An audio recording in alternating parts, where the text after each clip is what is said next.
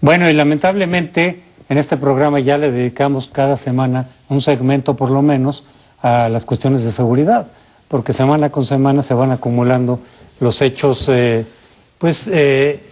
penosos en relación con este problema. Ahora tenemos pues dos, uno que podría ser positivo y que vamos a analizar, que es la captura del sicario, del capo llamado La Barbie, que tiene algunos aspectos extraños en su captura. Se han dado diferentes versiones, ha habido diferentes entrevistas en donde los protagonistas de la captura pues dan datos distintos y dan horarios distintos. Entonces a muchos les ha empezado a generar una cierta sospecha, es decir, hay algo raro, algo huele mal en este aspecto. Y por otro lado, sí hay que celebrar la captura de ciertos capos, pero tampoco resuelven. O sea, no es verdad lo que dice el gobierno de que en la medida en que esas capturas se van dando, se vaya a resolver de fondo el problema.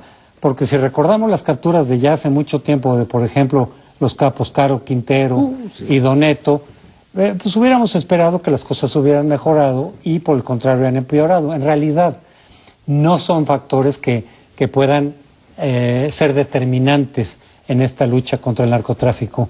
Pero otra mala noticia es otra vez la de la inseguridad de los retenes, porque además no es solamente que los capos en el norte ya controlan carreteras, ya hacen bloqueos incluso de la ciudad de Monterrey, ya disponen de qué carreteras, por ejemplo, de las que llevan a la frontera, dicen de 7 de la noche a 7 de la madrugada nosotros la controlamos, nadie pasa por ahí.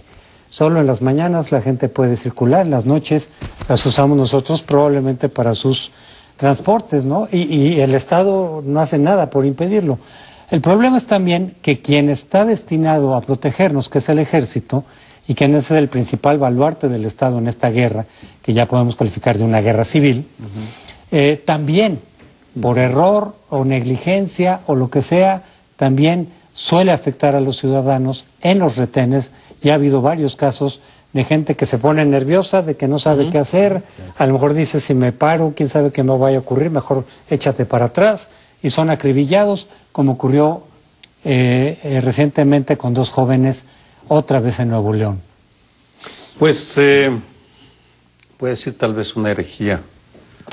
Creo que el gobierno federal debería preocuparse por lo que está pasando en esas zonas donde, coincido contigo, ya es un conflicto generalizado, y educar a la población, capacitarla en lo que significa vivir bajo un estado de sitio real, enfrentado a 2 actores que se están peleando a muerte, vamos, es una batalla a muerte, porque lo que sucede con algunos de estos casos es que hay desconocimiento en la población de cómo debe comportarse frente a una situación como, por ejemplo, un retén.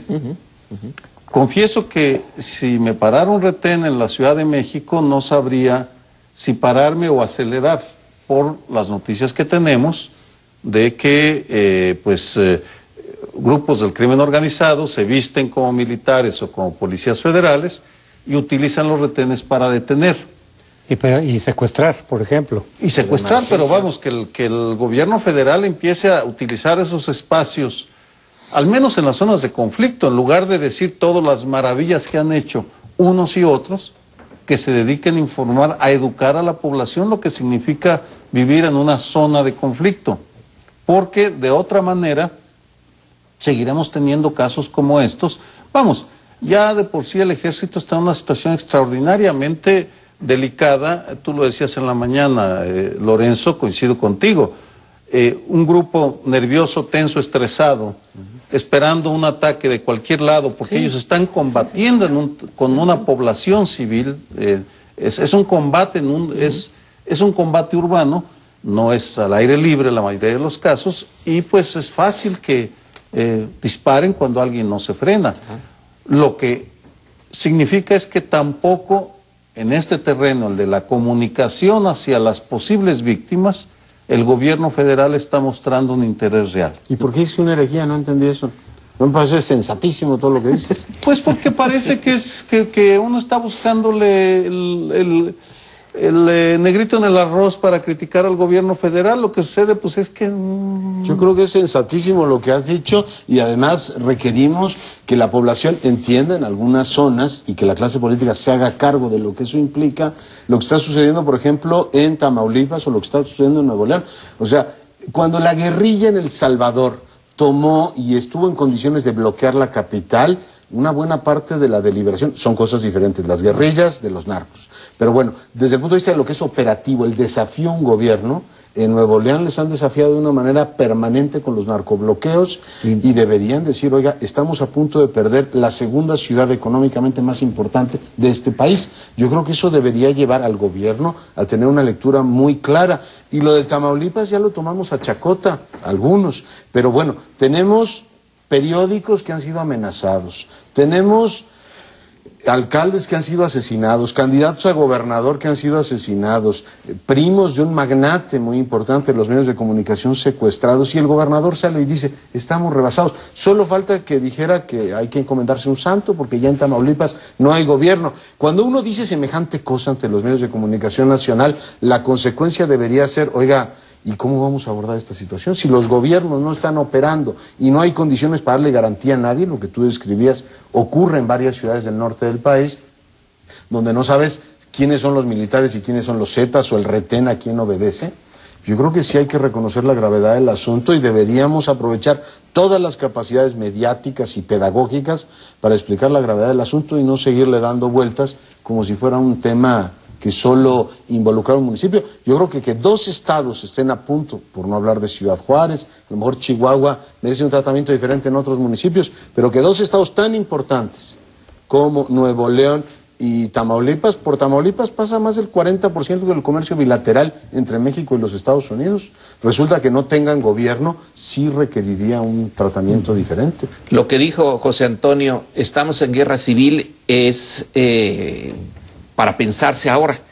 Es 1810, 1910 y 2010 también en guerra civil. Las otras dos fueron guerras civiles y lo que tú dices lo hacemos más serio, entonces resulta que sí estamos, el 10 volvió a caer como una maldición sobre nosotros y tenemos una guerra civil. Esa guerra civil requeriría una admisión de parte del gobierno y del ejército federal, que yo creo que ciertamente a un soldado normal, común y corriente de ahora, no se le puede pedir ya mucho más de lo que se le está pidiendo.